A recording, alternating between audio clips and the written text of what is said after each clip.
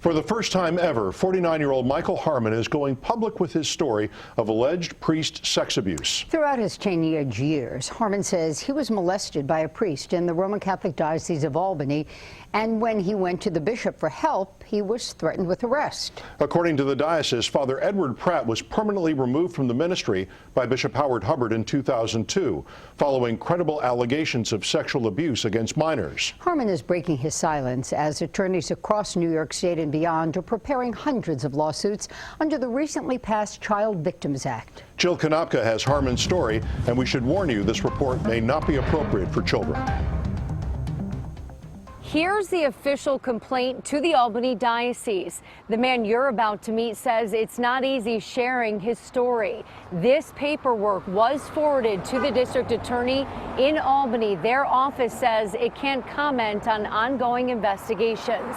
What we can tell you is that the Albany Diocese has paid out more than $9 million in compensation and counseling to nearly 100 priest abuse survivors. And they tell us they're getting ready to initiate even more dismissals. I don't believe I will ever forget the monster, what he's done to me. It started at St. Catherine Center for Children in Albany. He would touch my private parts.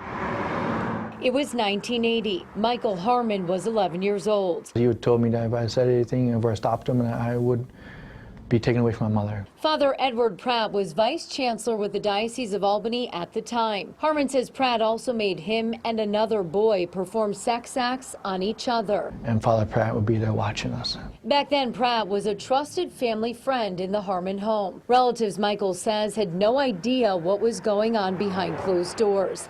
The abuse, according to Harmon, stopped briefly a year later before starting up again. I can't tell you how many times he would abuse me. It also happened on vacation in New Jersey, according to Harmon, and this complaint the diocese forwarded to the DA's office. We shared a room together, and it was bad. Records obtained by NewsChannel 13 reveal Harmon's academic and behavioral issues. Around 16, he says he confided in the priest running the chancery and then Bishop Howard Hubbard. I told Bishop Hubbard, I says, Father Pratt's been touching me. I said, I need help. I don't know what to do. I need somebody to help me. And then that's when he says, if I ever hear you again, say anything to anybody, then I will have you arrested. Michael is obviously very courageous in bringing forth his story, and it's graphic and it's hard to listen to at times, but I think for people sitting out there in their homes thinking about this issue, this is what he experienced as a child. Attorney James Marsh with the Marsh Law Firm says the 20-year effort to get the Child Victims Act passed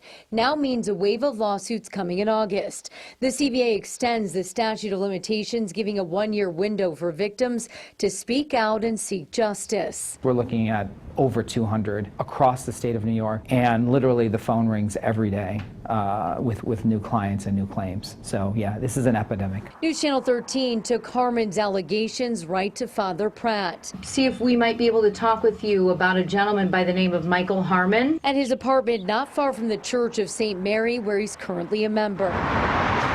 Do you remember him? He claims that you abused him at St. Catherine's in Albany. Father Pratt told us over the phone he'd rather not talk about Michael Harmon, that his name sounds familiar, but he needed to speak to his attorney. Pratt hasn't responded to us since. The people that work for God are like your parents. You're supposed to trust them. The Albany Diocese confirms Father Pratt's final assignment was here at Corpus Christi Church in Round Lake. He was here from 1996 to 2002. At that point in time, he was removed. Father Pratt's name and dozens of other Catholic priests within the diocese are on this current list of those credibly accused. Of the 47 priests named, nearly half are deceased. A diocesan spokesman says those still living, including Pratt, are permanently barred from serving as priests. All but 2 are still receiving health and pension benefits through the priest's retirement plan. What we know about offenders is that they are oftentimes protected by institutions, and they will go to any lengths to gain access to children. News Channel 13 requested on-camera interviews with both Bishop Edward Scharfenberger and Bishop Hubbard. The diocese declined, but did offer in part, quote, "We continue to be horrified by reports of child sex abuse even years after the fact." The diocese is anxious to walk with him on his journey toward healing. We encourage him, if he has not done so already, to reach out to our assistance coordinator, whose job it is to see to it that survivors get the help they need and deserve. Harmon says he'll pass on the offer, confessing the problems with the priest. It would never leave your head. It never will. Carried forward to his future. I had no place to go to. If they didn't want to talk to me, my mother didn't believe me. I had tried suicide a few times,